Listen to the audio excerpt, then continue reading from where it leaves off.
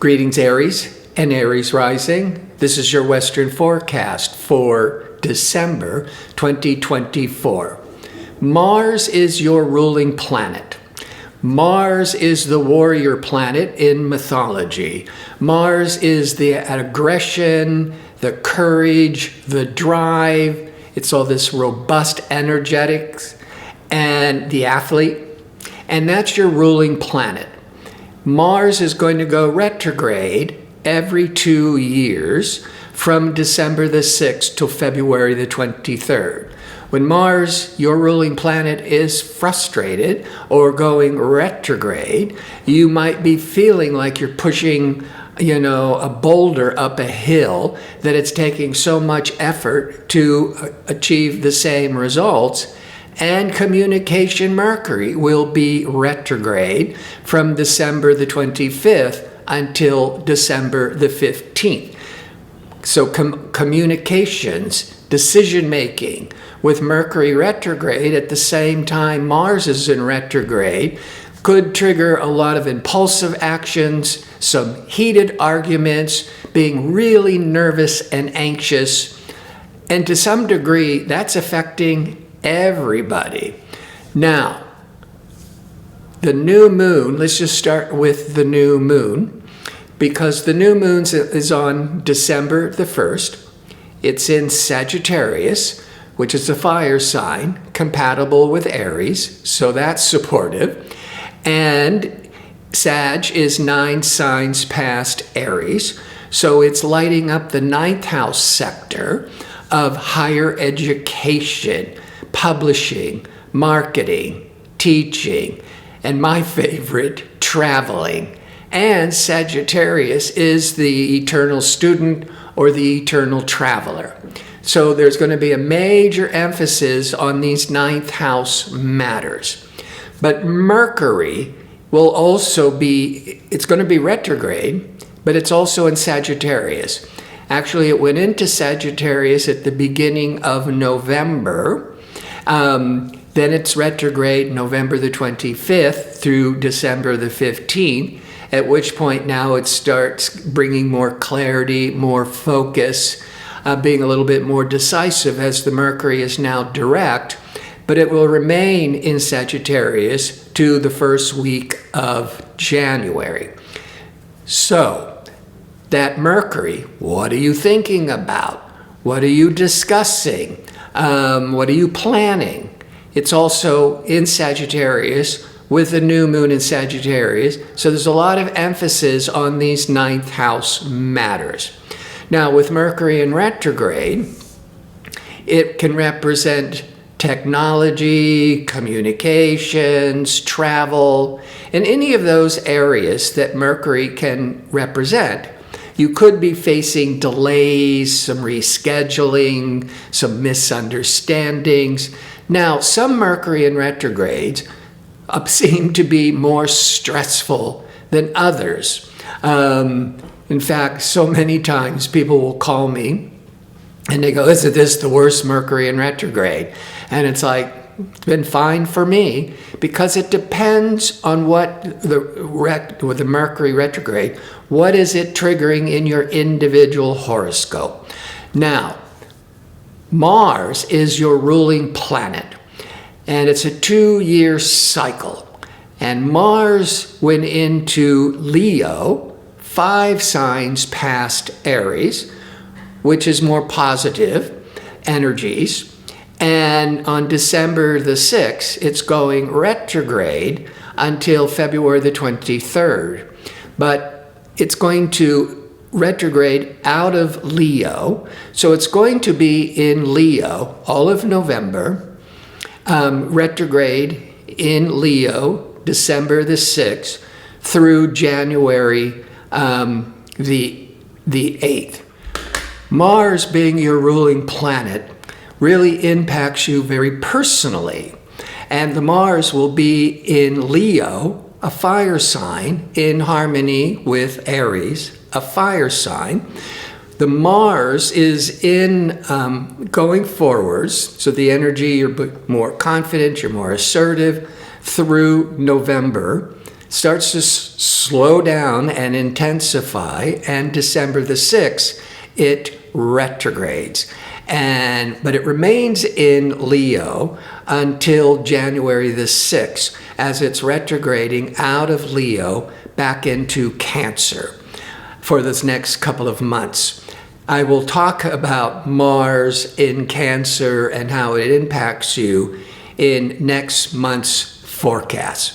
But right now, to keep our focus, that Mars with the Mercury in retrograde, there could be a lot of impulsiveness, anxiousness, disagreements. The worst is going to be the first 2 weeks of December.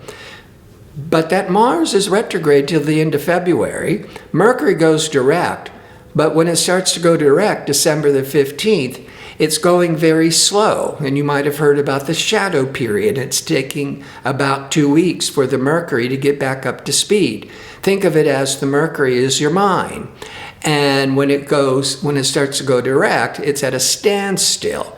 And as it's moving forwards very slowly, the mind is slow, it's sluggish, doesn't have all that confidence yet. Plus Mars is retrograde, triggering all this anxiousness.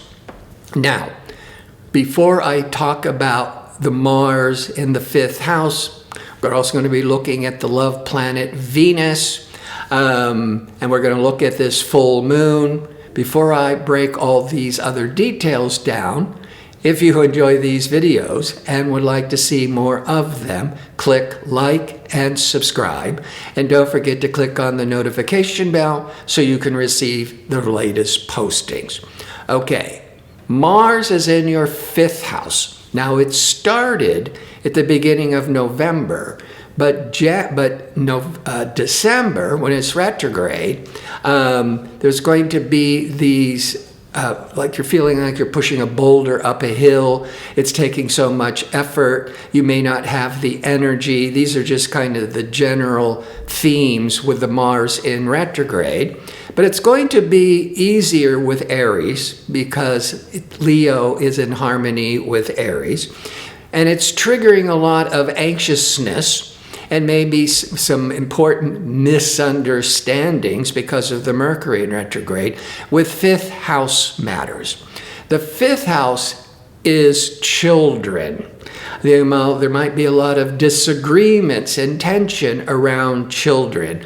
Or maybe you're just getting really anxious about trying to conceive, or if you're trying to give birth.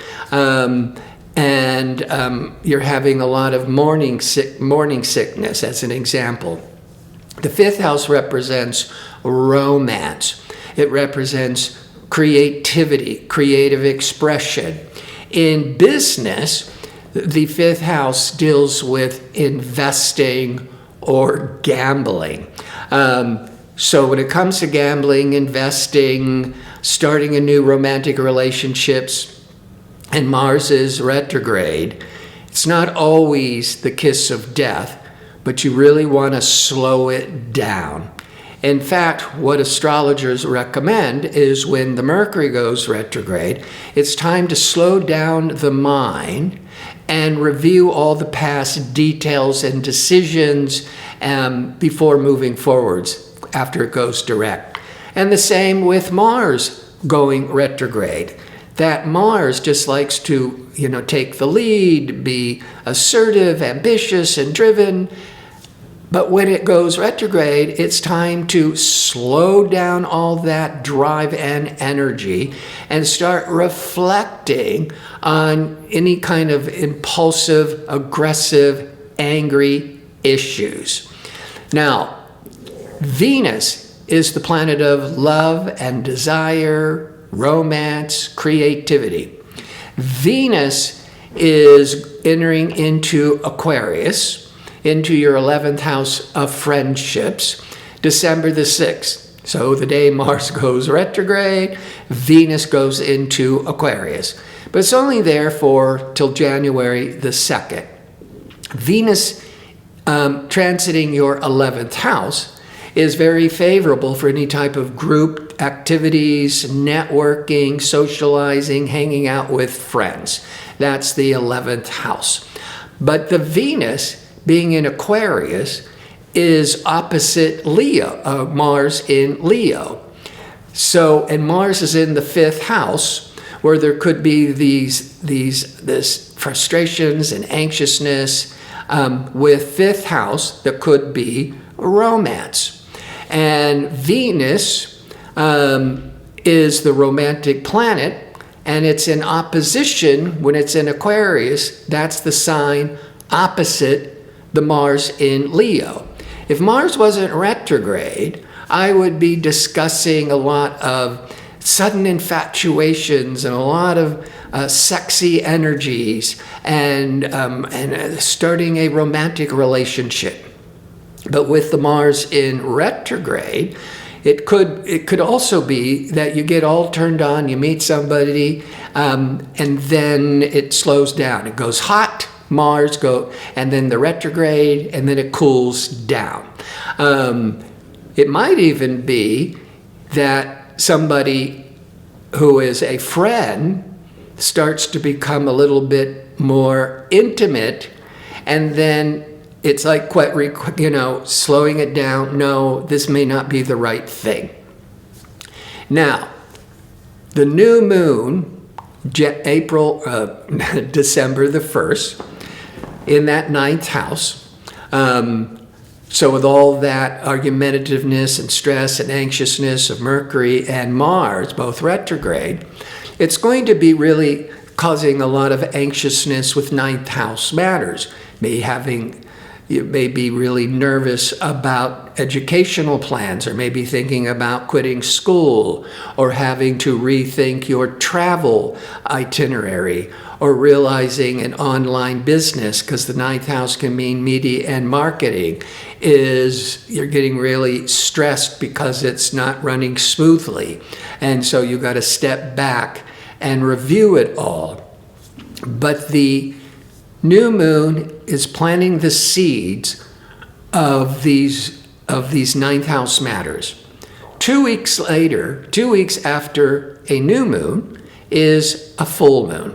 And a full moon brings to light, can bring more clarity to what's working or not working that was set in motion with the new moon in the 9th. The full moon is always opposite the new moon, and the new moon is in the 9th. Opposite the 9th is the 3rd house. So the 3rd house, 9th house axis in the horoscope is the axis of learning, speaking, writing, traveling. It's the communication mental houses in the chart. So the full moon is going to be in Gemini, putting a real spotlight on your 3rd house. But it's going to be in a stressful angle to Neptune, foggy, nebulous Neptune. So when it comes to speaking, writing, decision-making, with that full moon in the 3rd, there might be some disappointments or some confusions or misunderstandings because of the Neptune. But this only will last a couple of days, maybe the end of the 14th, certainly the 15th, the 16th. Some of you, it could even go to the 17th. But then all that emotional distraction and confusion will pass on. Now, Jupiter, I've been talking about since the end of May, went into Gemini, and it's there into early June 2025. Jupiter goes through each sign for about 1 year, so it takes 12 years to go through all 12 signs. Jupiter wants growth, wants optimism, wants luck, wants prosperity. The Jupiter in Gemini is 3 signs past Aries, so that Jupiter could be very favorable with 3rd house of learning, writing, going back to school, traveling, selling. Now, I'm bringing up Jupiter because December the 24th, it's going to form a square, this hard angle of internal conflict, to Saturn. Saturn is contraction. It's economic, it's business, but it's in tension with expansive, prosperous Jupiter. It's peaking at December the 24th, pretty much the end of December, more likely impacting the world into the beginning of January. There might be some end of the year economic frustrations with the stock markets, as in other economic factors. And with the Jupiter in the third being blocked by Saturn, you could be, with the Jupiter, you're wanting to express yourself. You're wanting to speak and to write or interview. But at the end of the year, and Mars is in retrograde anyhow, and Mercury is still sluggish, you could be feeling like things are going really slow and frustrating. But this too shall pass, and it's the holidays, and just wait until that Mercury's back up to speed as we go into January. And the Sun, the first 3 weeks, is in Sagittarius, as it is every year, the first 3 weeks of December. But December 21st, it leaves Sagittarius and your 9th house, and now starts to shine in Capricorn into the 10th house. Now, all things 9th house will continue to be the dominant theme because the new moon lasts until the very end of December, and the Mercury is still in Sagittarius to the beginning of January. So the Sun moving into Capricorn is not going to start being the new dominant theme. But that will be the theme for January because the new moon on January the 1st is in Capricorn. Capricorn, Sagittarius is very adventurous, it's very friendly, it's very spontaneous, it's so outgoing. Capricorn for the world tends to be more conventional, grounded, organized, business-minded. Those are the energies of Capricorn. But Capricorn for Aries, Capricorn is 10 signs past Aries. And the 10th house sector is about business, your professional reputation and status, leadership. So the last week of December, you could be starting to think about the next new year and getting yourself organized, getting your mindset ready to start focusing on important business matters. But the dominant theme is going to be the 9th house. And I wouldn't be surprised that a lot of Aries and Aries rising, especially the last 2 weeks at the height of the holidays, and Mercury is now direct, December the 15th, the 9th house travel. And so you might be,